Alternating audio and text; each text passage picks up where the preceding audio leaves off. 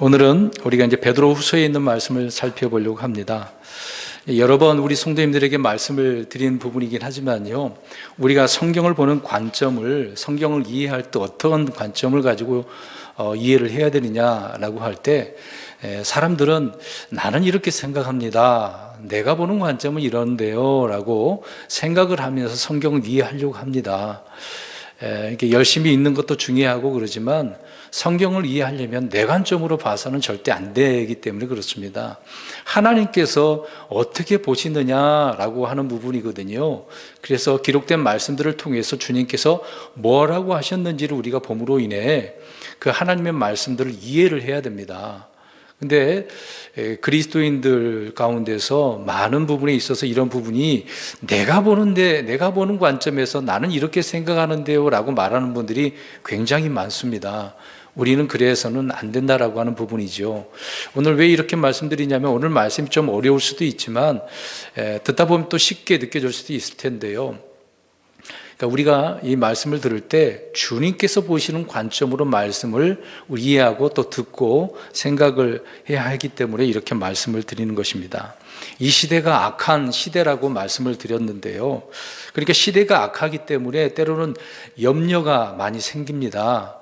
이제 목양자의 입장에서는 노파심이 좀 있기도 합니다. 저 자신도 그렇고 우리 성도님들, 특히 어린 자녀들이 있기 때문에 정말 염려가 되는 경우가 많이 있습니다. 물론 믿음 생활 열심히 하고 예배도 잘 참석하시고 성경도 읽고 기도도 하시고 나름대로 열심히 신앙생활을 하는 줄 믿습니다. 그럼에도 불구하고 늘 염려할 수밖에 없어요. 우리 부모님들이 자녀를 낳게 되어지면 그 자녀가 이제 걸음마 하게 되는 그런 때가 있지 않겠습니까? 이제 걸음마 하려고 이제 일어서게 될 때 뭐 힘이 있겠습니까? 그냥 아장아장 걸으려고 하는데 그 옆에서 어머니나 그 아버지가, 부모가 얼마나 뭐 이렇게 넘어질까, 다칠까봐 조심조심하고 받쳐주려고 하지 않습니까? 이제 그런 것처럼 아기가 걸음마 하는 것처럼 조마조마하는 그런 상태가 있습니다. 그런 마음이 있다는 얘기죠. 아무리 뭐 아기로서 사람들이 멈춰져 있는 것은 아니지만 성장해 나가잖아요. 건강한 어린이가 되고 또 청년이 되고 성장해서 어른이 되는데, 그럼에도 우리가 그렇게 성장한다 하더라도 늘 염려가 되어집니다. 우리 자녀들이 뭐 대학교 졸업하고 사회생활 할 때도, 언제나 집을 나갈 때도 차 조심해라, 이제 그런 말들을 많이 하잖아요. 그만큼 부모가 자녀를 염려하기 때문에 그렇다는 겁니다. 하나님께서도 많은 믿음의 사람들을 볼 때도 이런 부분에 있어서도 염려하시지 않겠습니까? 특히 이스라엘 백성들을 통해서도 보면 알 수 있듯이 하나님은 그들을 바라볼 때 늘 염려 덩어리였던 것이죠. 하는 일마다 신실하게 주님을 섬기는 게 아니라 원망하고 불평하고, 또 가나안 땅에 들어가서 신실하게 주님을 섬기는 것이 아니라 우상 가운데 저들 가나안 족속들의 그 죄들 가운데 살은 이스라엘 백성들을 볼 때 하나님께서 얼마나 염려하셨겠습니까?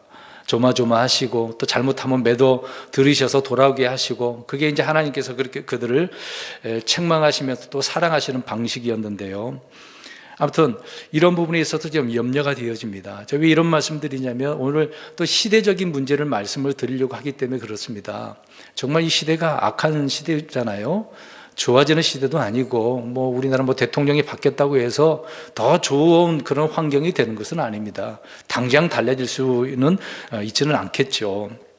그럴 때 우리는 이런 악한 시대를 어떻게 봐야 되는가? 오늘 이제 다 모두가 집에서 이렇게 예배를 드리고 있는 부분이지만, 우리가 지금 그냥 나름대로 하루하루를 살아간다는 것에서 그대로 멈추지 마시고 좀 눈을 더 넓게 또 이렇게 멀리 바라보는 것처럼 이 시대를 우리가 바로 이해를 했으면 좋겠습니다. 먹구름이 오게 되어지면 비가 오겠구나라고 사람들은 그렇게 이해하잖아요. 이제 그것을 통해서 시대를 하라고 주님께서도 말씀하신 부분이 있는데, 그러니까 이런 자연 만물을 통해서도 분별하는 부분도 있지만, 그러나 영적인 눈이 열리지 않는다면 이 악한 세상이 어떻게 흘러가는지도 우리가 바라봐야 되는데 그렇게 깨닫지 못하는 경우가 있기 때문에 그렇다는 겁니다. 그래서 오늘도 악한 세대 이야기를 좀 하려고 합니다. 이 시대는 너무나 빠르게 급변하게 이제 변하고 있지 않습니까? 뭐 4차 산업혁명이고 메타버스 그런 시대, 뭐 전쟁이 일어나고 질병이 문제가 있고 여러 가지 안보 문제도 많이 있지 않습니까? 자, 이렇게 환경은 더 나빠지고 있는 이런 시대, 또 그 환경뿐만 아니라 사람들의 그 상태도 그렇지 않습니까? 여기저기에서 하나님이 없다라고 하는 자들이 얼마나 많아요. 또 그리스도인이라 하는 사람들도 주님을 의심하고 불평하고 원망한 그리스도인들도 너무도 많습니다. 자, 이런 시대, 이런 악한 시대의 이야기를 오늘도 우리가 좀 살펴보려고 합니다. 창세기 6장에도 우리가 보듯이 왜 노아 홍수를 통해서 하나님께서 물을 온 지구를 다 덮어서 심판을 하셨겠습니까? 코로 숨 쉬는 것들은 다 죽이도록 그렇게 이를 심판하셨던 것이죠.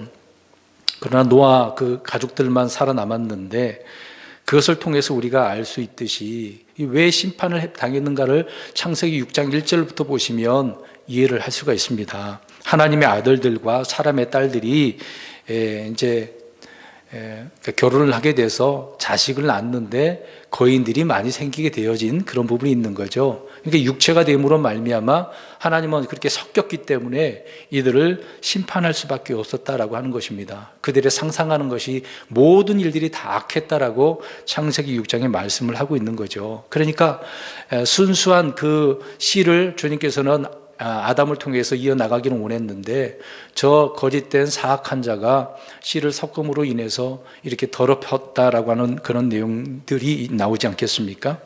그래서 자꾸 이 사탄 마귀는 섞으려고 한다는 얘기죠. 이 세상이 섞으려고 하고 있고 합치게 하려고 한다, 그 얘기입니다. 자, 이런 부분이 있어서 이 악한 시대를 우리가 오늘 살펴보려고 하는 건데 오늘 그래서 제목을 이렇게 좀 정했습니다. 좀 특이할 수도 있는데요. 이제 영상 보면 밑에 하단에 나와 있습니다만은요.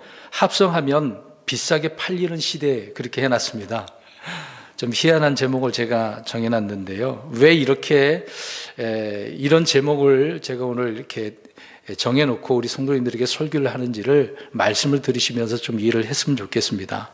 이 시대가 그렇게 섞은다 그 얘기죠. 혼합한다, 뭐 그런 의미가 되는 것입니다. 그러니까 섞으면 아주 비싸게 잘 팔려요. 뭔가 거기다 가미에 넣으면 굉장히 대단한 것처럼 사람들이 여겨지기 때문에 비싸게 팔리게 되어지고 그것이 또 좋다고 생각을 하기 때문에 그렇습니다. 한 가지 예로 자동차를 보면 자동차 엔진을 원활하게 돌아가기 위해서는 엔진 오일이 필요합니다. 그런데 그 엔진 오일 가운데서도 이제 두 가지가 있는데 하나는 광유 오일이라는 것이 있습니다. 광유. 이 광유 오일이라고 하는 것은 순수한 원유를 정제를 해가지고 만든 것이기 때문에 근데 황성분의 소량의 불순물이 제거되지 않습니다. 완전히 제거되지 않기 때문에 좀 단점은 있긴 하지만은 그러나 일반적으로 이 엔진 오일을 사람들이 가장 많이 사용되고 있고 기본적인 엔진 오일이 있는 것입니다. 그래서 좀 저렴하죠. 그래서 사람들이 이 광유 오일을 잘 사용을 합니다. 근데 고온에서는 점도가 떨어져서 이제 슬러지, 찌꺼기 같은 것이 이제 생기기도 하는 것이죠. 그런 단점도 있긴 합니다. 장점이 있고 단점이 있는 거죠. 근데 광유 말고 합성유가 있습니다. 합성유. 이 합성유는요, 고온에서 안정성을 띠고 있고 또 슬러지도 자주 발생하지 않기 때문에 굉장히 좋은 오일이기도 합니다. 그래서 엔진을 잘 보호해가지고 오래 탈 수 있도록 그렇게 만든 것이 합성유라는 것이죠. 근데 이 합성유는 좀 비쌉니다. 일반적인 오일보다 좀 비싸요. 그러니까 이 합성유도 장점이 있고 단점이 있거든요. 비싼 게 단점이지만 좋은 엔진에 좋은 역할을 하는 부분도 있는 것이죠. 근데 뭐 광유를 쓰든 간에 합성유를 쓰든 간에 차량에 맞게, 용도에 맞게, 성능에 맞게 오일을 사용하면 괜찮습니다. 뭐 비싸고 싸고 그게 중요한 게 아닌 것이죠. 근데 왜 이런 말씀을 드리냐면 좀 전에 앞에서 말씀드린 것처럼 사람들은 합성된 것이 무조건 좋다라고 생각하기 때문에 그렇습니다. 거기다 뭘 넣으면 첨가를 하면 더 좋다. 그래서 첨가물을 또 더 넣기도 하지 않습니까? 그러면 차가 더 잘 달리고 엔진 연소도 잘 된다. 이제 그런 말들을 합니다. 그러니까 조금만 섞어서 팔면 잘 팔리기 때문에 이것을 업자들은 이용을 해서 더 비싸게 팔죠. 홍보도 그렇게 하고 있고 그 몇 가지 말을 아주 과대 포장을 해서 과대 효과가 있다라고 이렇게 홍보도 하고 그렇게 하지 않겠습니까? 그러다 보니까 업체들에서는 수단과 방법을 가리지 않습니다. 그래서 그렇게 만들어서 팔고 또 많은 부당 이득을 취하게 되어지는 거죠. 그러니까 이런 것들을 이용하는 자들이 있습니다. 별것도 아닌데 정말 대단한 것처럼 과대 포장을 하지 않습니까?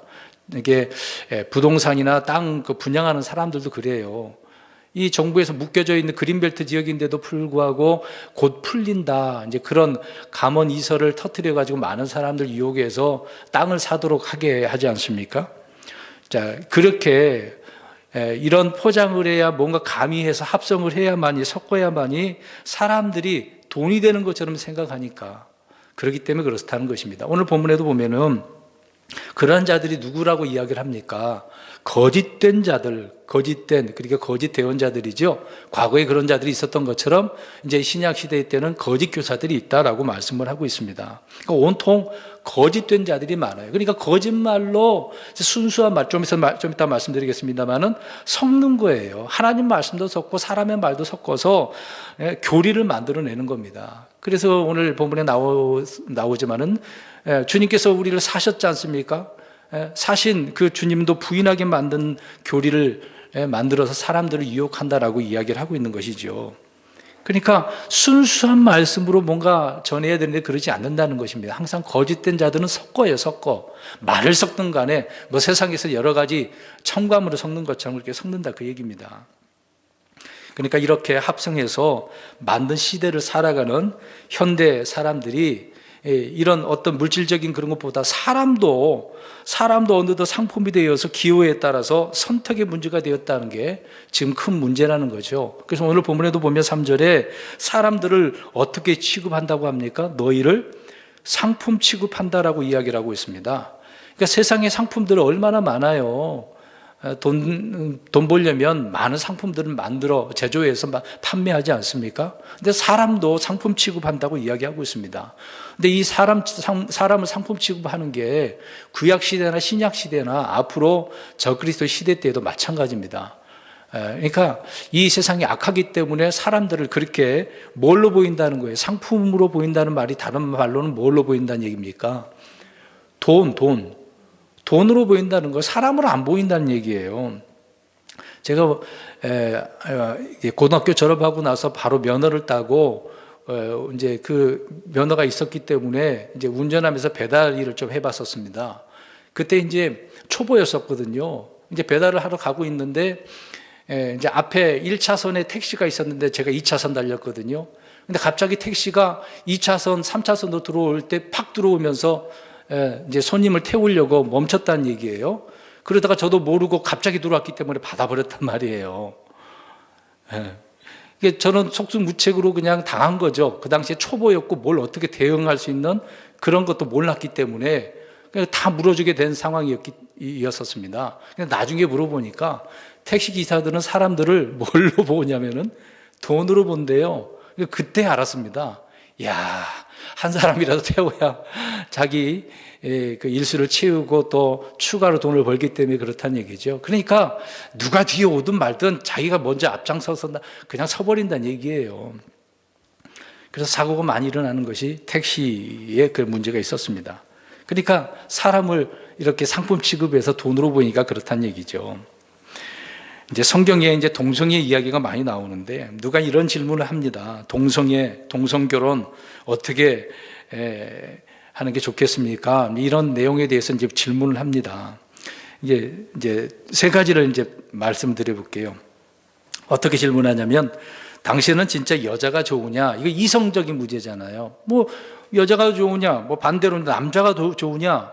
뭐 이성적인 것이니까 이거는 우리가 건전한 부분이 아니겠습니까? 이제 두 번째, 세 번째가 문제입니다.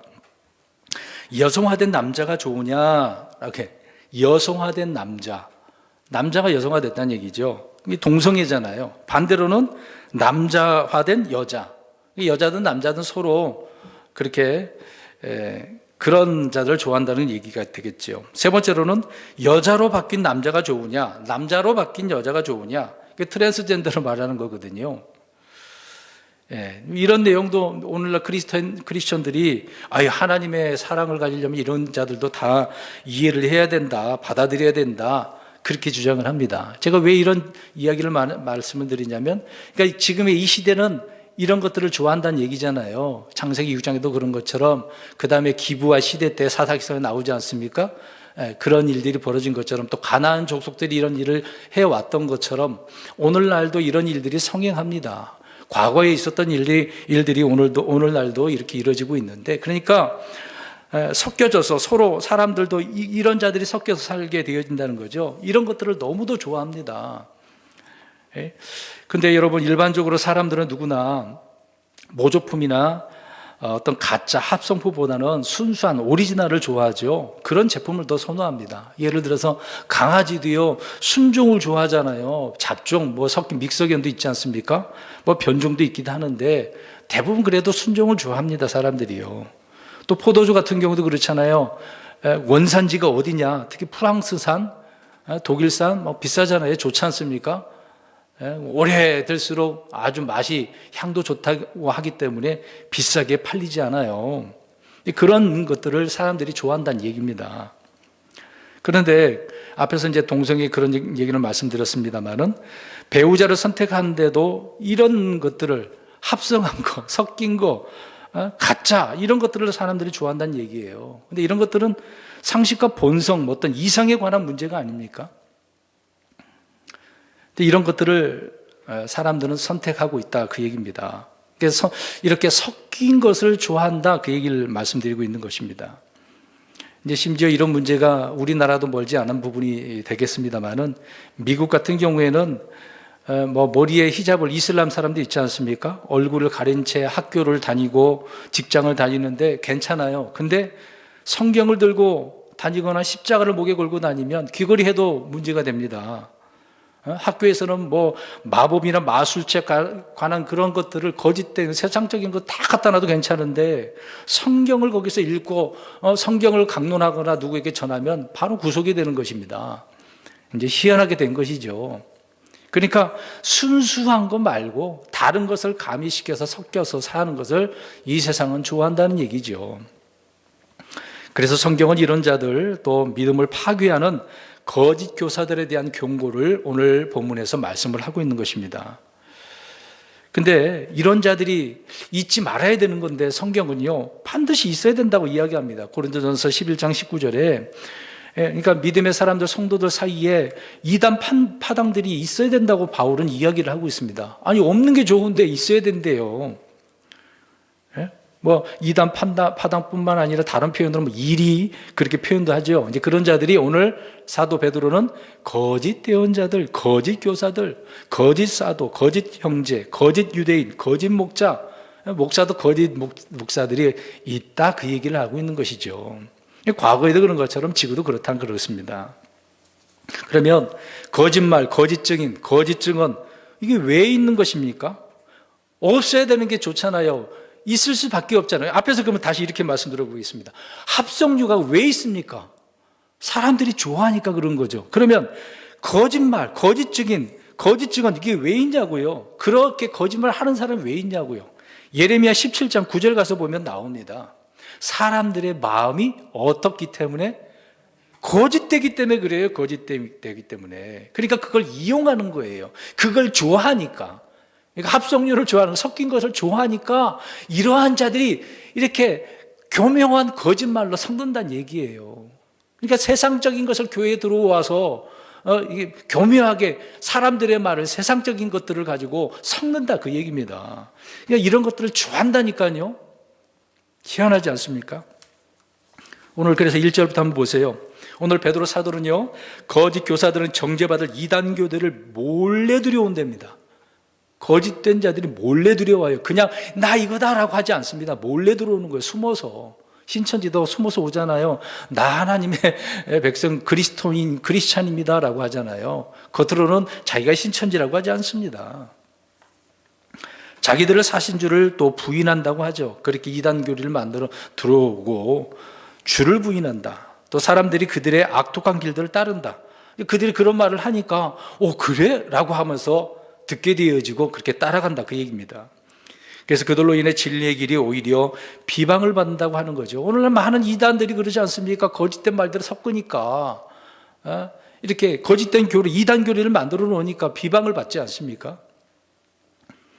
여기서 이 진리의 길은, 그 길은 예수 그리스도를 말하고 있는 거죠. 그런데 이 거짓 교사는 오늘 말씀을 잘 보십시오. 탐욕으로 말미암아, 중요합니다. 자, 거짓말들을 그러면 왜 하느냐? 사람들이 속에 이제 거짓말이 거짓되니까 그래요. 근데 거기에 가장 중요한 포인트가 뭡니까? 탐욕이라는 겁니다. 탐욕. 그러니까 섞인 것에 뭔가 그걸 막 좋아하는 거예요. 마음에 와닿고 막 그것이 자꾸 생각나기도 하고 그런 그 얘기입니다. 탐욕으로 말미암아 거짓된 말들을 가지고 사람들을 상품 취급한다라고 이야기를 하고 있습니다. 오늘 베드로 사도는 그 당시의 시대를 표현하고 있지만 지금 이 악한 시대를 전체적으로 표현하고 있는 것이죠. 그럼에도 그들에 대한 심판은 오래되어 이제 지체하지 아니하면서 이제 그들이 받을 정죄는 잠자지 않는다. 이제 심판받게 된다라고 말씀을 하고 있습니다. 이제 심판받을 때가 다 됐다는 얘기죠. 그러니까 그러면 제가 지금 오늘 제목처럼 합성하면 비싸게 팔리는 시대라고 하지 않습니까? 그럼 이 시대가 이제 얼마 남지 않았습니다. 무엇을 받으려고? 심판을 받으려고. 이제 얼마 남지 않은 시대를 보고 있는 거죠. 그래서 오늘 제가 우리 성도님들에게 이 시대상을 지금 말씀을 드리면서 곧 주님이 오실 날이 얼마 남지 않았기 때문에 이 시대를 바로 알고 우리가 건전하게 살아가야 된다라고 말씀을 드리는 겁니다. 지금 제가 감염이 돼가지고 어디 다닐 수가 없어서 주로 방 안에만 있어야 되는데 컴퓨터를 또 볼 수도 없고, 물론 유튜브를 통해서 이것저것 또 휴대폰을 통해서 검색도 하고 보기도 합니다. 잠깐 어제 어떤 개신교 목사가 설교하는 내용을 잠깐 봤습니다. 저기 초대교회라고 하는 부분이 전태식 목사라고 하는 부분이 있는데 모든 내용, 강조 내용이 순종입니다. 순종하면 안 되고 순종 안 하면 지옥 간다고 이야기를 합니다. 그래서 이분은 이단 신비가 있었거든요. 제가 볼 때는 분명히 이단이긴 합니다. 왜 그러냐면 구원받으려면 순종해야 된다고 하니까. 여러분, 순종해야 구원받습니까? 그러진 않죠. 주님을 믿어야 되는 거거든요. 믿고 순종하면 구원받습니까? 그것도 아닙니다. 믿으면 구원받는 겁니다. 근데 그렇게 순종해야 된다는 것을 강조하기 때문에 그래요. 근데 거기 보니까 대부분 목사들이에요. 성도들도 있긴 하는데 대부분 목사들이다 그래요. 제가 포승에 있었을 때도 그런 분을, 그 교회 이름도 초대교회인데 많은 사람들이 거기에 지금 목양자들이 빠져 있습니다. 그것을 보고서 좀 마음이 아팠습니다. 그래서 오늘 말씀과 연관시켜서 그런 얘기를 하는 부분인 것인데요. 이단 교리를 하는 데서 사람들 좋아한다니까요. 자, 이런 면에 있어서 우리가 좀 성경을 이해하기 위해서 두 인물을 좀 살펴보려고 합니다. 열왕기서에 나오는 이세벨을 좀 보려고 합니다. 이세벨. 자, 이세벨에 대한 하나님의 심판이 바로 집행되지 않았습니다. 이세벨을 우리가 생각해 보면 악한 여자잖아요. 시돈 사람이고 우상을 섬기는 그런 여자지 않습니까? 근데 아합 왕의 북이스라엘의 아내가 됐단 말이죠. 왕의 아내가 됐습니다. 얼마나 악한 짓을 했고 또 대언자들을 얼마나 많이 죽였습니까? 엘리야도 그렇게 핍박을 한 사람 아니었습니까? 근데 이 이세벨에 대한 하나님의 심판은요, 바로 집행된 게 아니라 13년이 걸렸습니다. 13년. 이세벨을 향한 하나님의 심판이 매우 천천히 오는 것처럼 그래서 보이잖아요. 아니 13년이 아니 이렇게 악한 자는 하나님 바로바로 그렇게 죽이시고 처분해야 되지 않겠습니까? 그러잖아요. 그럼 오늘날 생각해 보세요. 이런 이단 교리를 설파하는 사람들 얼마나 오래 삽니까? 건강하게 잘 먹고 잘 살잖아요.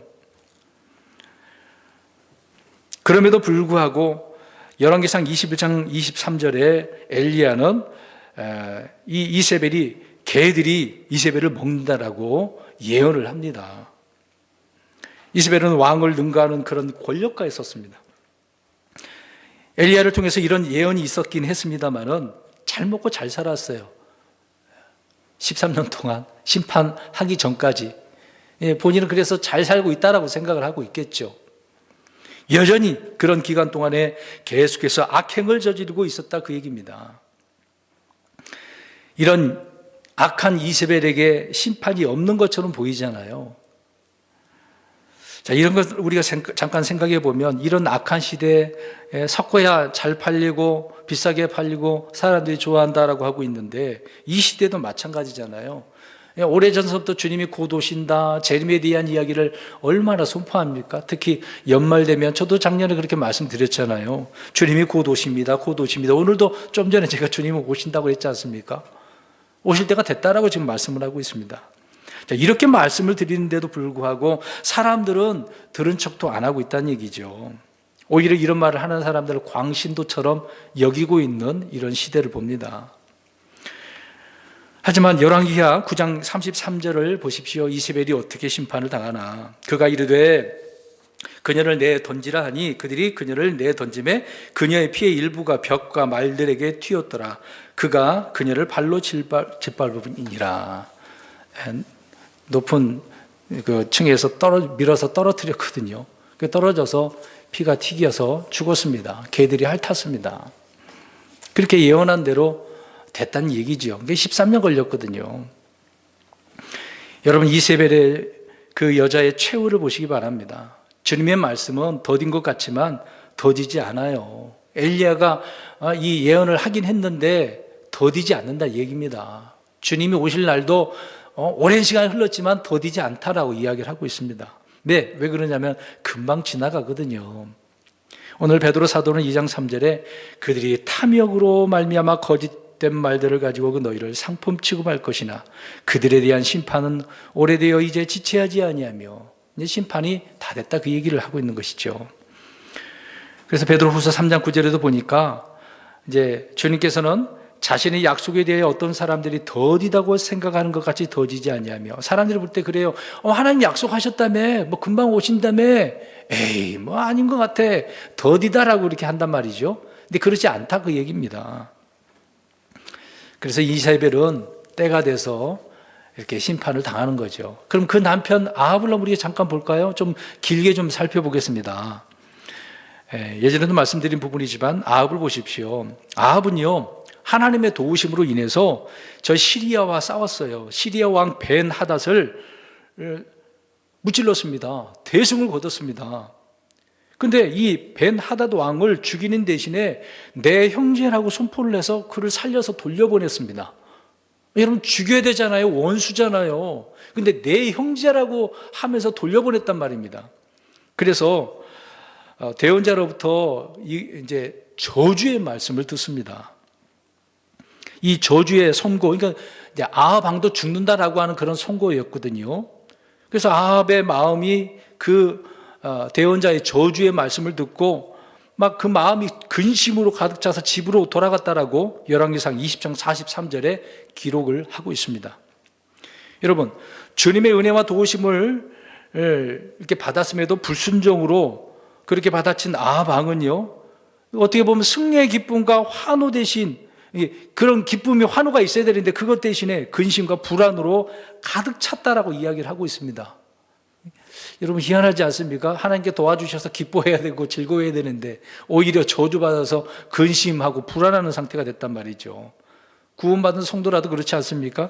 하나님 앞에 믿음으로 산다고 하면서 그렇지 못할 때는요 오히려 평안하지 않고 근심하잖아요. 주님의 말씀이 아무리 평안하라 하더라도 근심하지 않습니까? 내 속이 기뻐하지 않죠. 성령님이 가만두지 않으니까. 이걸 생각해보면 우리는 아합과 같이 받은 은혜를 저주로 돌리는 일이 없어야 되지 않겠습니까? 위기에 처했을 때 도우시는 하나님의 그 응답에 대해서 감사하고 찬양을 드려야 되는데 그것 대신에 자기 기준대로 자기가 자기 눈에 좋은 대로 그렇게 함으로써 스스로 화를 자초하는 어리석은 자가 돼서는 안 된다는 거죠. 그러니까 승리에 도취해가지고 막 너그러운 마음에서 사랑이 많은 것처럼 그 시리아 왕을 살려보냈단 말이죠. 자기 마음대로 그렇게 했다는 얘기입니다. 사울 왕이 그랬던 것처럼. 대언자로부터 죽음을 선고받은 후에 아합이 한 일이 뭐겠습니까? 이제 돌아갔습니다. 근심해서 돌아갔어요. 나 이제 저주받아서 곧 죽게 생겼구나. 막 걱정하고 있는 거예요. 근데 어떻게 하고 있는지 아십니까? 가서 이제 근심 걱정하다가 그 마음이 사라져 버렸습니다. 근데 그러면 오히려 회개하고 주님 앞에 막 슬픔 가운데 막 금식하면서 대언자에게 하나님 말씀을 어떻게 좀 해달라고 알려달라고 부탁해야 되는데 그러지 않고요. 왕궁에서 또 내다보니까 이 왕궁에서 가까운 내다본 거기 무슨 밭이 하나 보이네? 누구의 밭입니까? 나봇의 포도원. 포도원 하나가 눈에 탁 들어와요. 대언자의 엄중한 경고가 있었음에도 불구하고 그 심판의 말씀이 잠시 동안 막 흔들리긴 했어. 근심 걱정을 하긴 했어. 근데 그런 슬픔이 회개는 이제 사라져버리고 그런 마음도 없고 오히려 더 악한 길로 가는 것을 보게 되어집니다. 그래서 이것을 보면은요, 여전히 항상 이렇게 악한 자들은 언제나 고민도 슬픔도 이런 것들은 잠시뿐이에요. 잠시, 순간이에요, 순간. 뒤돌아서면 금방 잊어버리고 더 악한 길로 가게 되어진다는 거죠. 그래서 또 다른 악을 계획을 하게 되어지는 겁니다. 그래서 이제 포도원의 주인인 나봇을 불러다가 제안을 합니다. 두 가지를 제안을 해요. 하나는, 야, 다른 더 좋은 포도를 줄 테니까 내 거하고 바꾸자. 더 좋은 거 줄 테니까 바꾸자. 그렇게 제안을 합니다. 또 하나는 값을 제대로 줄 테니까, 쳐줄 테니까 팔어. 원하는 거 내가 원하는 만큼 다 줄게. 그렇게 제안을 하잖아요. 여러분, 아방의 입장에서는요, 권력과 돈이라면 안 될 것이 없지 않습니까? 자기가 왕이니까. 그러면 나봇이 어떻게 해야 돼요? 그 왕을 두려워했다고 한다면, 네, 알겠습니다. 돈만 많이 쳐주세요. 그러면 될 텐데, 나봇이 뭐라고 이야기합니까?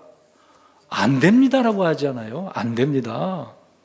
어떻게 팔 수 있습니까? 팔 수 없습니다. 여러분, 예나 지금이나 마음만 먹으면 무엇이든 할 수 있다는 생각을 가진 사람들이 늘 있긴 합니다만은, 나봇처럼 지금 원칙과 법을 우선하면서 하나님의 말씀을 지키려고 하는 사람, 이런 사람도 있긴 있어요. 소수기만 합니다만은. 저와 여러분들이 이런 사람이 되었으면 좋겠습니다. 나봇은 성경적인 원칙과 기준을 가지고 살았기 때문에 왕의 제안에 고민도 할 필요가 없어요. 앞뒤를 재어볼 필요가 없어요. 그냥 안 됩니다 얘기죠. 예수님께서 마귀에게 시험을 받았을 때 말씀으로 물리친 것처럼 나봇이 그렇게 물리친 것 아니겠습니까? 안 됩니다. 어떻게 보면 나봇은 힘 없는 백성이 있지 않습니까? 왕의 명령에 따라야 되는 거잖아요. 그런 백성이 신분인데 하나님의 말씀을 기준으로 살았기 때문에 조금 더 머뭇거리지 않고 왕에게 안 된다라고 이야기를 합니다. 이게 우리가 지금 표 걸어놨습니다만은 저와 여러분들의 생활 방식은 믿음의 분량이 결정하는 것처럼 이런 믿음을 가진 사람들의 생활 방식과 이런 자세, 우리 나봇을 통해서 배워야 되는 것이죠. 악한 아합조차도 주님의 말씀으로 정확하게 답변하는 나봇을 어떻게 할 수가 없었습니다. 잘 생각해 보세요. 이제 대언자를 통해서 들었던 그 근심보다도 지금 나봇이 거절을 한 그것으로 인해서 그 근심이 어때요? 그 전보다 더했습니다.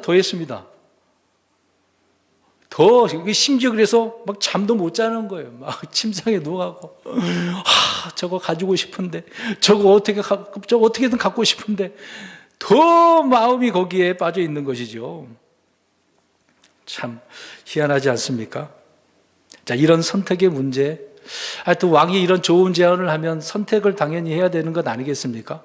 나봇처럼 이런 선택을 할 것이냐, 아니면 돈의 욕심에 탐욕, 오늘 탐욕 이야기하고 있는 것이지만 탐욕에 눈물어서 그냥 쉽게 주님의 말씀을 내팽개쳐버리고 진리를 사고서 팔지 말라고 그랬는데 이제 그렇게 진리를 내팽개쳐버리는 혹시 저와 여러분 그런 분들이 아닙니까? 이런 선택의 문제가 우리에게 자주 오긴 합니다. 여러분, 우리가 알다시피 다니엘의 세 친구 어떻습니까? 타협을 합니까? 아니죠. 어디에 들어갑니까? 세 친구가 풀무불에 들어가잖아요. 다니엘은요, 사자굴에 들어가지 않습니까? 그들도 선택을 강요받았습니다만은 선택 강요해봤자 무슨 소용입니까? 평상시 하던 대로 했을 뿐인 것이죠. 성도들도 마찬가지죠. 여러분, 이 세상은 우리가 살기에 아주 알맞게 설계된 것은 아닙니다. 이 악한 세상이라고 분명히 말씀드렸어요. 우리가 살기가 힘들어요. 우리는 세상을 거슬러 살아가야 되는 겁니다. 오늘 다시 나봇을 생각해 보십시오. 나봇은 아합 왕의 명령보다 기록된 주님의 말씀을 더 두려워했습니다. 아합 왕보다 주님을 더 존중했습니다. 그러나 아합 왕은 너무나 실망해서 병이 날 지경이죠. 아합 왕은 하나님의 말씀에 철저히 순종하는 사람이 자랑스럽고 힘이 되는 것이 아니라 오히려 실망스럽고 이 사람이 귀찮은 존재야. 이거 빨리 없애버려야 돼. 제거해야 될 대상이라는 거죠. 왕인데도 불구하고 오히려 법을 어기고 또 주님의 말씀을 어기는 것을 조장하고 있는 사람 아닙니까? 유도하고 있는 거잖아요. 그러니까 오늘 본문에 탐욕에 빠진 자들이 이렇다는 얘기입니다. 탐욕에 빠진 자들이. 거기다가 거짓말을 또 못하잖아요. 거짓말도 못합니다. 이렇게 하고 있으니까 막 이세벨이 찾아오지 않습니까? 여러분, 탐욕에 빠진 자들은요, 주님의 말씀보다 눈에 보이는 것들이 막 더 크게 근심이 되는 겁니다. 아무튼 그래서 이세벨이 찾아옵니다. 마귀가 이제 이런 전령들을 보내는 거죠. 누워있는 아합에게 하나님의 대언자가 찾아 조언을 해주면 좋겠습니다만 그런 게 아니라 이런 사악한 자가 옆에서 이제 살며시 또 오늘 말씀드린 것처럼 거짓말 여러 가지 말로 감언 이설로 이제 그 나봇의 포도원을 어떻게 해주려고 그래요?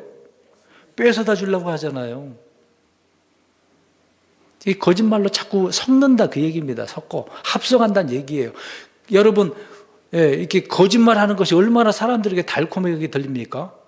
거짓 정보들 정말 그게 진짜인 줄 알고 사람들이 더 가치 있게 보잖아요. 댓글 수도 더 많아요. 그런 거짓된 말들은요.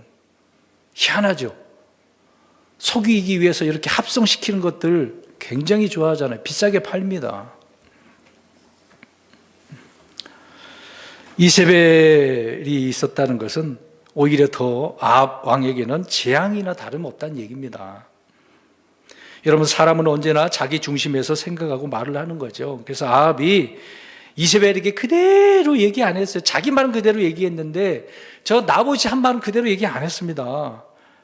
내 조상들의 상속을 왕에게 주는 것을 주께서 금하시리다라고 했는데 아합 왕은요, 아내에게 내 포도원을 왕에게 주지 않겠다라고 해버렸어요.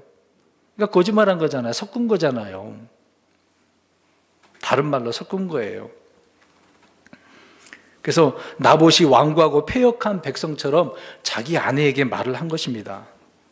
그래서 이세벨은 평소에 하나님의 법을 우습게 알고 있으니까 나봇의 포도원을 빼앗는 것이 전혀 어렵지 않죠. 순식간에 빼앗게 되지 않겠습니까? 여러분, 하나님은 아합과 이세벨이 나눈 이야기를 다 보고 계셨습니다. 다 보고 계세요. 이들이 자기 백성이 하는 그런 악한 행위들을 그대로 지금 보고 계시긴 합니다. 당장 실행하지 않았잖아요. 심판은 바로 오지 않았지 않습니까? 여러분, 이것을 한번 생각해 볼 때 성도들에게 믿음의 의를 더하시고 또 이런 자들에게는 진노의 심판을 더해셔야 되지 않겠습니까? 근데 좀 뭔가 보면 반대로 그렇게 된 것처럼 보이잖아요. 아무튼 이세벨을 계속해서 보면 나봇의 그 포도원을 빼앗기 위해서 아주 치밀하지 않습니까? 왕명으로 자신의 일을 수행해요. 왕이 그렇게 명령하지도 않았는데. 그리고 왕의 그 도장으로 봉인셔서 이렇게 청탁 내용들을 장로들과 귀족들에게 보내지 않습니까? 이렇게 해서 그 나봇을 죽여라라고 누명 씌워서 그렇게 계획을 세우게 되어지는 거죠. 근데 이 장로들과 귀족들도 한번 보세요. 그들은 올바르게 판결을 해야 되는 지도자들 아니겠습니까? 근데 왕의 명예니까 그들도 살아야 되겠기에 이 한 사람 정도는 없어도 되겠다라고 그런 생각을 하고 그 말대로 따르게 되지 않습니까? 이제 나봇은 이제 꼼짝 못한 그런 상황이 되었습니다. 꼼짝없이 걸려들게 된 것이죠. 이때 이세벨은 어떤 유대인들보다도 더 철저히 율법을 이용을 합니다. 그래서 율법을 이용해서 주님의 백성을 죽이는 데 사용을 하고 있어요. 그러니까 왜 이런 말씀드리냐면 모세 율법은 이세벨에게 있어서 신앙과 믿음의 대상이 아니라 백성들을 적절하게 통제하고 부릴 수 있는 통제 수단의 그런 일종의 지단이 않았다는 겁니다. 그러니까 이런 악한 자들은요, 하나님의 말씀을 막 구구절을 이렇게 외워도 말을 해도요, 이용한다는 얘기입니다. 여러분, 세상의 사람들이, 유명한 사람들이요, 또 정치인들이 성경 구절 인용하는 경우 그럴 때가 많잖아요. 근데 야, 저 사람 성경 구절도 말하네? 오, 좋은 사람이네. 이렇게 생각하면 안 됩니다. 제가 말씀드렸죠. 정치인들 믿지 말라고. 온갖 거짓말로 사람들을 얼마나 유혹합니까? 아무튼 이세벨은 종교의 형식을 빌어서 정치를 하는 그런 사람이었다는 얘기입니다. 그런 것처럼 종교의 형식을 빌어서 사업을 하는 교인들이 얼마나 많아요? 뭐 다를 것이 뭐가 있겠습니까? 말씀을 이용해서 그 말씀 가지고 하나님의 영광을 위해서 한다 그런다면 그래 좋은 거네, 그렇게 다들 이야기할 거 아닙니까? 크게는 하나님의 영광이죠. 근데 하는 일은 하나님의 영광을 드러내는 일이 아닌 경우가 너무도 많다는 얘기입니다. 신앙의 형식과 절차를 사용해서 자신을 합리화하고 자신의 이권을 챙기려고 하는 그런 사람들이 이세벨의 본을 따르는 후예들이 아니겠습니까?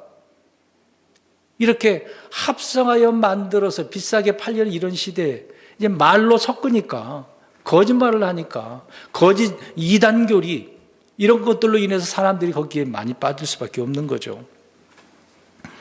이세벨은 나봇의 이름을 백성들 가운데서 더럽게 하여서 죽였습니다. 그래서 하나님의 상속을 빼앗게 되어지는 거죠. 통치자들은 동조를 하고. 근데요, 나봇만 죽었나요? 그 아이들, 자녀들 다 죽었습니다. 열왕기하 9장 26절에 보면 그의 아들들의 피를 주께서 보셨다고 나옵니다. 그러니까 나봇이 죽으면 자동적으로 그 자녀들이 이거 상속을 받게 되기 때문에, 그러니까 이세벨이 나봇만 죽인 게 아니에요. 가족들, 그 후손들 다 죽인 겁니다. 그러니까 이것을 볼 때 이제 이스라엘이 하나님의 심판을 받을 때가 다 왔다라고 하는 그런 사건으로 보여주는 것이죠. 왜 하나님이 가만히 기다리고 있느냐, 그 얘기입니다. 13년, 이세벨이 죽기가 13년이 지났는데 기다리고 계셨던 거죠. 그들을 통해서 전체를 심판하려고 하기 때문에 그렇다, 그 얘기입니다. 악인이 의인의 피를 흘릴 때, 심판의 때는 가속도가 붙습니다. 그러니까 지금 이런 자들이 있어야 되는 것도 필요한 거라, 그 얘기죠. 우리 그리스도인들이 이런 악한 자들을 통해서 핍박을 받으면 당연한 거라고 받아들여야 된다, 그 얘기입니다. 사도들이 당연히 핍박을 받은 것처럼. 근데 왜 하나님 나에게 이런 고통을 주십니까? 이런 고통 빨리 없애달라고. 이건 진짜 멍청한 겁니다. 멍청한 기도입니다. 그래서는 안 되거든요. 이걸로 견뎌내게 해달라고, 이겨내게 해달라고, 잘 이것을 헤쳐나갈 수 있게 해달라고 기도를 해야 되었죠. 지혜를 달라고 해야 되지 않겠습니까? 그래서 야고보서에는 그 지혜, 이 고난에 대해서 잘 이겨낼 수 있는 지혜를 달라고 하는 것이죠. 그래서 심판의 때는 더 가속도를 붙게 되어지는 겁니다. 말씀드린 것처럼 이세벨이라는 여자는 종교를 이용해서 정치를 하는 거예요. 종교를 이용해서 정치를 하는 겁니다. 이번에 대두됐던 두 후보가 그런 자들 아니었습니까? 뭐 정치 얘기하려고 하는 게 아니라 그런 자들이 있다는 걸 말씀드리려고 이렇게 이야기합니다. 그래서 주의 백성들을 통제하고 마음대로 조종하고 우상 숭배케 하고 이런 악한 여인이잖아요. 이제 그런 여자로 끝나는 것이 아니라 계시록에도 그 이름이 또 나와요. 그런 자들이 앞으로 또 있을 것이다라고 이야기를 합니다. 그런 종교 시스템을 좀 이야기하고 있는 것이죠. 요한계시록 2장 20절에 나옵니다. 이세벨이요, 지금의 로마 카톨릭을 예표하고 있는 겁니다. 저 바벨론 종교를 예표하고 있다, 그 얘기예요. 여러분, 이세벨이 유대인이 여자가 아니잖아요. 이방인이었지 않습니까? 로마 카톨릭도 마찬가지입니다. 로마 카톨릭은 기독교가 아닙니다. 개신교도 기독교가 아니고요. 이방 종교에서 온 겁니다. 로마 카톨릭은요, 바벨론 종교입니다. 이세벨이라는 그 의미는요, 시돈 말로는 순결한 처녀예요. 참 희한하죠. 시돈 말로는 순결한 처녀, 이자벨이라고 그런 말 들어봤잖아요. 서양 그 여성의 이름은 이자벨 그렇게 합니다. 이사벨, 그렇게 이자벨입니다. 근데 히브리 말로는 무슨 의미인지 아십니까? 똥더미입니다. 똥더미.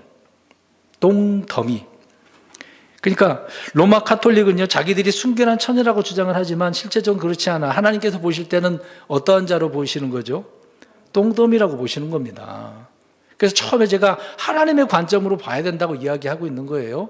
거짓말, 이 입술 가지고 섞는 자들은, 합성시키는 자들은 이런 자들이라는 얘기입니다. 이런 시대 조심하라고 지금 말씀드리고 있는 거예요. 여러분, 아합 왕이 이세벨의 꼭두각시였지 않습니까? 그런 것처럼 카톨릭의 영향력 아래에 있는 유럽의 그 제국들을 보십시오. 왕들, 그 나라들을 보세요. 다 꼭두각시입니다. 이세벨은 우상을 숭배하는 제사장직을 세웠잖아요. 로마 카톨릭도 우상 숭배하는 제사장, 프리스트지 않습니까? 그렇게 세우고 있습니다.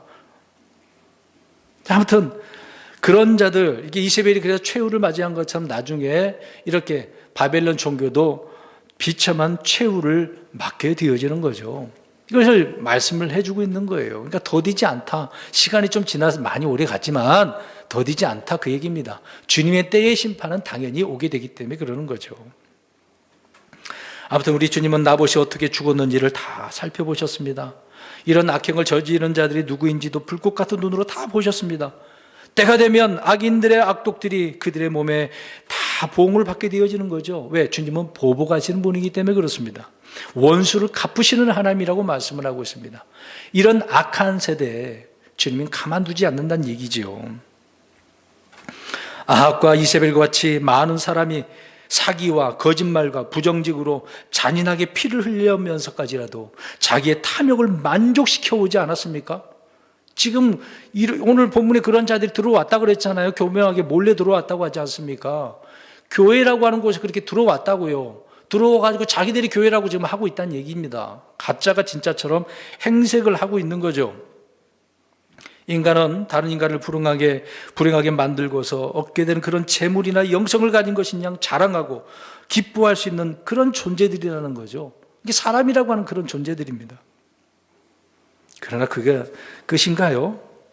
아합은 소원했던 나봇의 포도를 얻었지만 포도원의 끝이 아니라는 것입니다. 주님의 의로운 심판이 그에게 있게 되어지는 거죠. 여러분, 요한복음 8장 44절과 요한복음 10장 10절을 보시기 바랍니다. 거기에 이제 거짓말, 살인, 도둑질은 마귀의 본성이에요. 마귀의 본성이 죄로 인해서 인간에게 전달된 대표적인 그 죄성입니다. 마귀의 것이 사람들에게 지금 와 있는 거예요. 지배당하고 있는 겁니다. 저번 주에 길들여졌다는 말씀, 저번에 말씀드리지 않았습니까? 말씀에 길들여져야 되는데, 그래서 온유한 자가 돼야 되는데, 세상에 길들여지고 이런 거짓된 교리에 길들여진 자들을 한번 보세요. 이런 죄성이 다 있단 말입니다.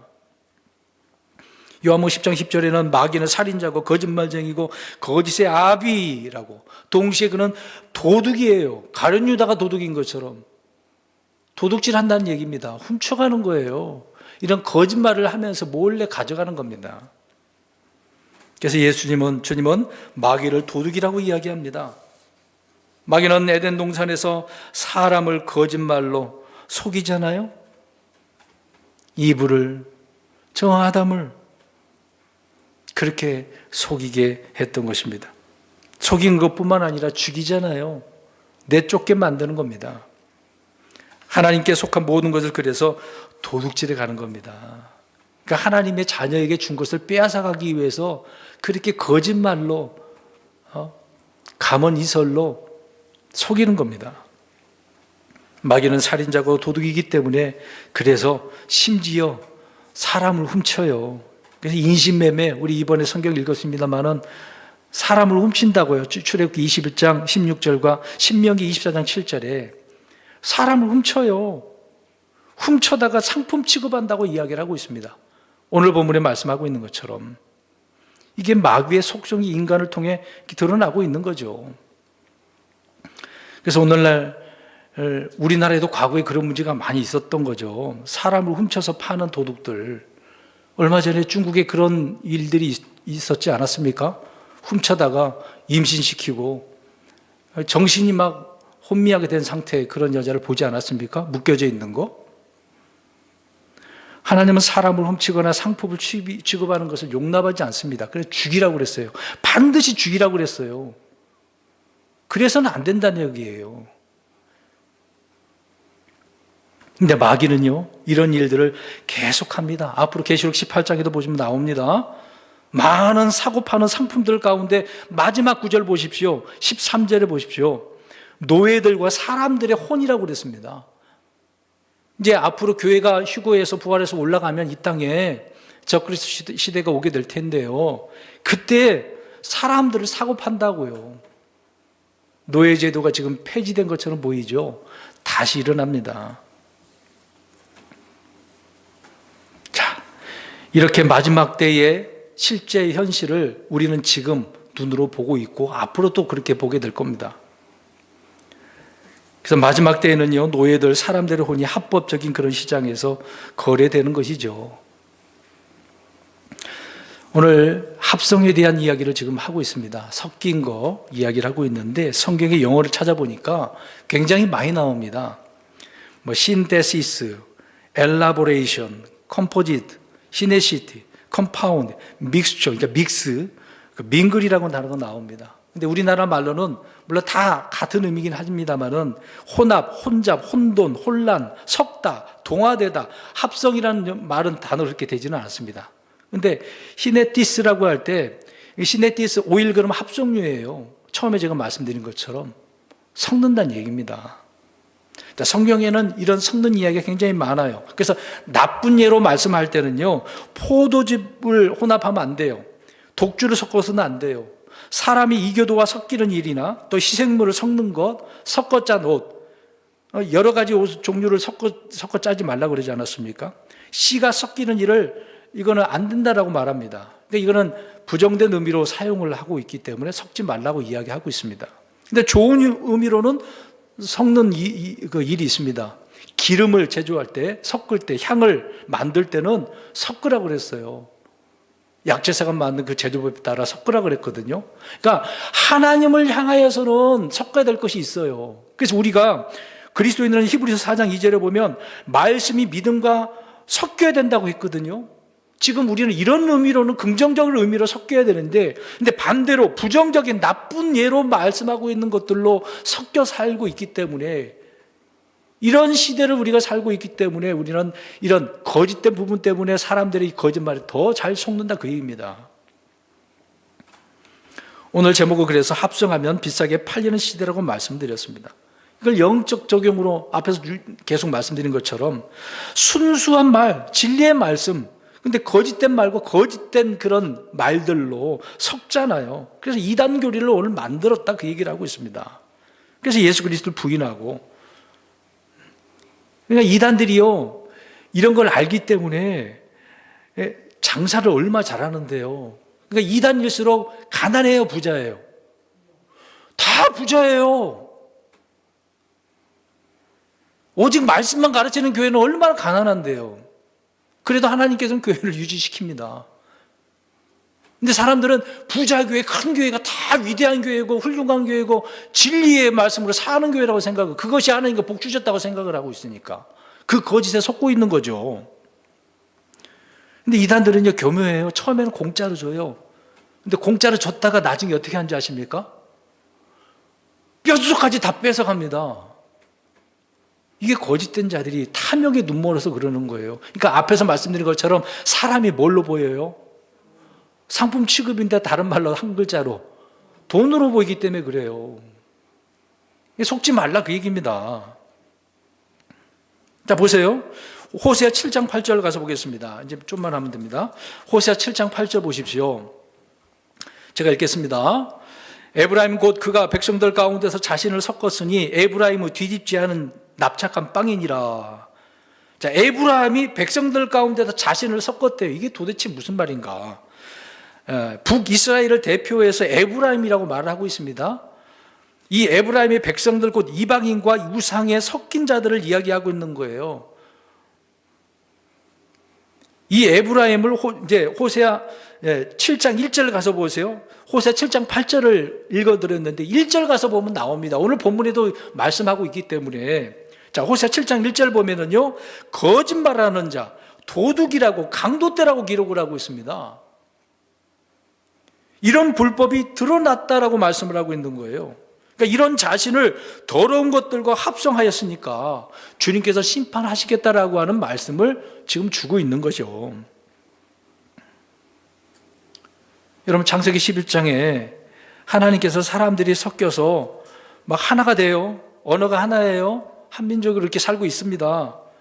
이걸 어떻게 보면 사람들은 좋아 보이잖아요. 우리 하나가 되자. 그래서 저 바벨이라고 하는 도시에서 탑을 쌓습니다. 예, 저 위에 하나님이 있는 곳까지 올라가 보자. 근데 하나님 이건 좋게 여겼다고 나옵니까? 이건 좋게 여기지 않았습니다. 자, 하나가 된 걸 섞이지 않았으니까 하나님과 좋은 면으로 보이잖아요. 근데 하나님은 이건 안 된다라고 이야기를 하고 있어요. 왜? 그들이 하는 짓이 어떻다니까? 악하니까요. 그래서 언어를 혼잡케 해버리셔서 흩어버리셨다고 이야기를 하고 있습니다. 그러니까 이런 면에 있어서는 흩어지는 게 좋다는 얘기예요. 흩어지는 게.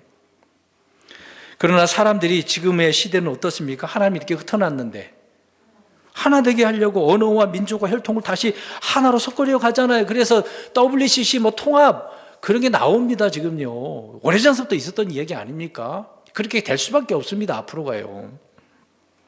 그들의 거짓말로 탐욕에 눈멀어서 그렇게 만들어가고 있는 거죠.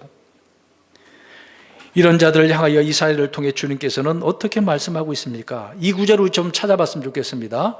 다들 찾아보십시오. 이사야 19장 14절 찾아보시기 바랍니다. 이사야 19장 14절, 다들 집에서 찾아서 보시기 바랍니다. 이사야 19장 14절 마지막 구절입니다. 우리 같이 한번 읽어봤으면 좋겠습니다. 이사야 19장 14절 읽겠습니다. 시작. 주께서 그곳의 한가운데서 삐뚤어진 영을 섞으셨으므로 그들이 이집트가 행하는 모든 일에 이집트가 길을 잘못 들게 하되 마치 술 취한 자가 자기의 토한 것 가운데서 비틀거리는 것 같게 하였으니. 아멘. 보십시오. 주님은 이집트를 의지하는 이들에게 이집트를 통해 경고를 지금 하고 있는 것인데요. 삐뚤어진 영을 섞으심으로 인해서 이집트나 타락한 남유다나 마찬가지로 이렇게 술 취한 자같이 토하고 비틀거리게 하겠다라고 이야기하고 있습니다. 주님의 심판을 이렇게 하겠다는 얘기예요. 보십시오. 어떤 것을 섞으셔요? 삐뚤어진 영. 그들이 올바른 영입니까? 거짓된 영이죠. 마귀에 사로잡힌 영이죠. 더러운 영이지 않았습니까? 근데 삐뚤어졌다고 이야기하고 있습니다. 거짓말이 올바릅니까? 삐뚤어진 거죠. 입은 이렇게 삐뚤어져서 말은 바로 하라고 이야기하는데 사람들의 입이 이렇게 있는데 삐뚤어진 거죠. 사실상 말은 바로 하겠습니까? 그런데 그 영 자체도 삐뚤어졌다고 이야기를 하고 있네요. 이런 시대, 그러니까 하나님이 이걸 더 섞어버린 거예요. 그래? 심판하기 위해서 하나님께서 그렇게 더 섞어버리는 거죠. 그러니까 하나님도 보세요. 인간이 섞어야 될 거 섞어야 되고 섞지 말아야 될 거 섞지 않아야 되는데 그렇게 해버리니까 하나님께서도 어떻게 하셔요? 너희들이 좋아하는 데 내가 섞어줄게. 섞으시는 거거든요. 세상 사람들이 합성하면 비슷하게 팔리고 좋아하니까 그래? 나도 한번 섞어볼게 이렇게 하시는 겁니다. 하나님 기다리고 계시는 거죠. 때가 되면 심판하시겠다고. 그러니까 이런 자들이 있어야 되는 거예요. 근데 없어야 된다고, 몰아내야 된다고, 이단도 있어야 된다고 하지 않습니까? 그냥 그들이 활개치든 말든 하라 그래요. 우리는 우리대로 가면 되잖아요. 그들과 싸울 필요가 뭐 있습니까? 내가 바로 세워지면 그들이 아무리 들어와도 소용없어요. 근데 바로 세워지지 않으니까 이단들이 더 좋아하는 거예요. 거짓말로. 올바른 교리, 이 이단 교리라고 하지 않습니까? 그러니까 바른 교리가 아니니까 그렇게 좋아하는 거예요, 사람들이. 제대로 세워지지 않으니까요. 그래서 교리 공부를 잘해야 됩니다. 잘못하니까 그런 이단 교리에 쉽게 넘어가는 거예요. 거짓된 자들에게 그래서 속지 말아야 됩니다. 속으면 지금 오늘 베드로 사도가 무슨 취급당해요? 네, 상품 취급당한다고 말하고 있는 겁니다. 그래서 비싸게 팔리는 거예요. 이 말이 뭐예요? 성도들이 돈으로 보여서 장사가 되는 거예요. 이단들은요. 거짓된 자들은. 그 사람이 돈으로 보이게 되어서 이용만 당하게 된다, 그 얘기입니다. 속으니까 이용당하는 거죠. 나중에 가서 야, 내가 속았다, 끝난 거죠. 뭐 이미 다 내 돈은 다 거덜났는데. 성도 여러분, 결론적으로 말씀드립니다. 악인에게는 늘 근심과 불안만 있는 거예요. 탐욕을 그래서 조심해야 돼요. 탐욕을 미워해야 돼요. 탐욕은 우상숭배라고 하고 있는데 막 섞이니까 막 좋아 보이잖아요. 여러분, 물건을 팔 때요, 하나만 갖고 잘 안 팔립니다. 이것저것 막 섞어야 돼. 그래, 덤으로 뭐 하나 더 줘봐. 와, 공짜로 먹는다는 그런 마음이 생겨가지고 얼른 그냥 홈쇼핑 보다가 사잖아요. 제품 홍보하다가 이거 더 줄게 그러면 와, 결제해야지. 이게 다 속는 거거든요. 받아보면 좋지도 않는 경우가 많습니다. 좋은 물건도 팔긴 팔더라고요. 그래서 우리는 자기 자신의 생활 방식을 점검해야 돼요. 내 생활 방식이 지금 어떤 믿음에 서 있는가. 이 악한 시대, 합성하면 잘 팔려는 이 시대에 내 생활 방식이 지금 어디에 있는가가 봐야 된다, 그 얘기입니다. 우리는 나봇처럼 의롭고 경건하게 살아야 됩니다. 물론 그렇게 살면 이세벨이 핍박한 것처럼, 박해한 것처럼 핍박받습니다. 너만 잘났냐? 뭐 이런 소리 들을 때도 많아요. 그래도 뭐 우리는 갈 길 가면 되지 않습니까? 주님의 말씀에 따라 살면 반드시 그리스도의 흔적이 발견될 수밖에 없습니다. 저 여러분 안에 그리스도의 흔적이 딱 보여줘야 돼요. 누가 흐직부 들어와도 십자가가 있는데, 예수님이 있네, 딱 그게 보여줘야 되는데 아무것도 없어. 우리 그런 예 있지 않습니까? 깨끗하게 청소해놨는데 마귀가 나갔는데 며칠 더 데려와요? 7을 더 데려와. 이거 더 더러워진 거잖아요.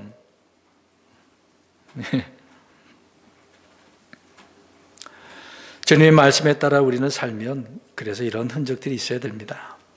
그러니까 의인이 피를 흘리게 되어지면, 핍박을 받게 되어지면 주님의 심판은 더 가까이 왔다, 그 얘기입니다. 그러니까 주님이 오실 때가 멀지 않은 거예요. 지금 시대를 그래서 잘 봐야 됩니다.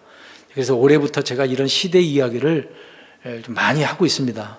왜 그러냐면 지금 적그리스도가 준비하고 있는 그런 단계를 서서히 지금 드러나고 있습니다. 그러니까 이거를 우리도 준비를 하고 있어야 되는 거잖아요. 거기에 속지 않기 위해서. 그래서 오늘 베드로 후서의 말씀을 우리가 살펴보았습니다. 그래서 베드로 사도는 우리에게 지금 경고, 또 조심하라고 이야기하고 있는 거죠.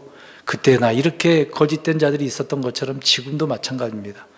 상품 취급당하지 않으시고 하나님께서 보시는 신실한 자로 드러나는 저와 여러분 되기를 주님의 이름으로 축원합니다. 아멘.